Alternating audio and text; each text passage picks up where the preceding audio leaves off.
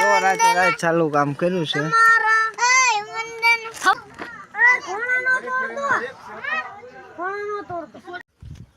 તો hello guys, કેમ છો? માતાજી, આજના વિડીયોમાં તમારું સ્વાગત છે। આજનો વિડીયો આપણે કર્યો છે ચાલુ, તો વિડીયો અંત સુધી બનાવી રહેજો અને વિડીયો સારો લાગે લાઈક સબસ્ક્રાઈબ કરવાનું ભૂલતા નહીં। તો આજે આપણે આવી ગઈએ છીએ સીધા જ ખેતરે, અને ખેતરે આવ્યા શું લેવા કે આપણે પોંક જોવા આવ્યા છીએ કે ઘઉંનો પોંક પડેવો છે કે નહીં। તો પોંક પડેવો છે તો પાડશું, નકર તમને વિડીયોમાં દેખાડશું કે પોંક કેવી રીતે પડે અને ઘઉંનો પોંક કેવો લાગે। તો વિડીયોમાં બનાવી રહ્યો અને અહીં કે તમે જોઈ શકો છો આ છે ઘઉં, અને આખા ખેતરમાં ઘઉં છે।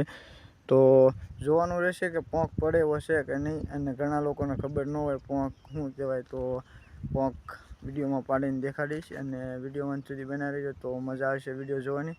તો ચાલો આપણે જોયું કે પોંક પડેવો છે કે નહીં, અને ચણાનો પણ પોંક પડકે છે શેની છે, અને એ જોવાનું છે પોંક પડેવો છે કે નહીં। એની આપણે પાડશું, પણ પહેલાં તો આપણે ઘઉં જોઈ લઈએ કે પોંક પડેવો છે કે નહીં, અને પછી આપણું કામ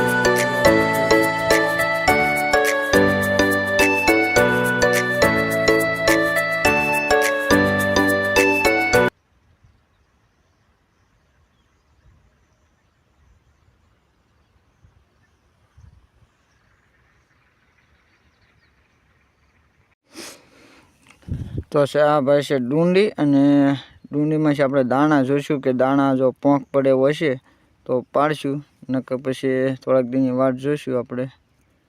જો જે દાણા દૂધિયા છે, એટલે જો દૂધ નીકળે છે, દેખાય તમને? દૂધ નીકળે છે દાણામાં છે, એટલે એ જે પોંક બરાબર પડશે નહીં અને ખાવાની મજા આવશે નહીં। તો 10-12 દી વાટ જોવી પડશે, અને જે કાચા ઘઉં છે તો પોંક નહીં પડે। તો આગળ વિડીયોમાં તમને દેખાડીશ અને ક્યારે પોંક પડશે તમે જોઈ શકો છો। બધી ડુંડીમાં દૂધિયા દાણા છે, અને શેણાય પડખે છે, તો શેણાનું હવે પછી જોવા જઈશું કે કેમ પોંક પડેવો છે કે નહીં। અને આમાં તમે જોઈ શકો છો બધા દૂધિયા દાણા છે, અને જે થોડાક ઘઉં કાચા છે અને પર જાહેર છે। તો આપણે હવે આપણા કામમાં જ આવી અને પછી શેણા જોઈશું કે ઓળો પડેવો છે કે નહીં। તો ચલો આપણા કામમાં જઈએ અને પછી વિડીયોમાં તમને દેખાડશું।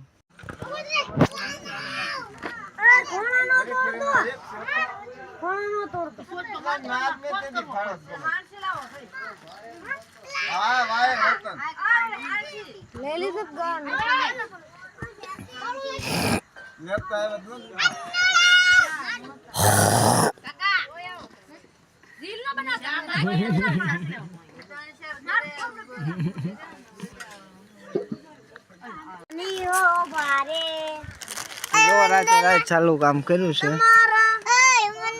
સવાર થશે એટલે સીધું મકાન ઊભું જ થઈ જશે। જો દાડિયા રાતે જોવું હોય તો આવી જજો।